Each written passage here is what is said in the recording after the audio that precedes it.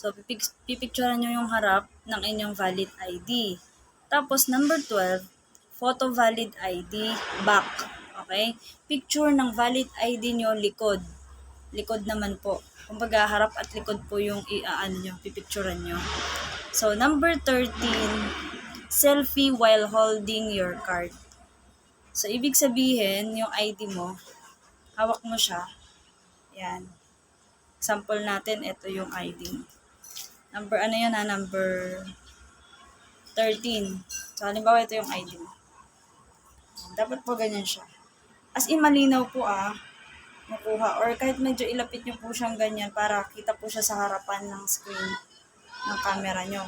Kita yung picture, yung name, yung mga information nyo po malinaw. Yan, ganyan po.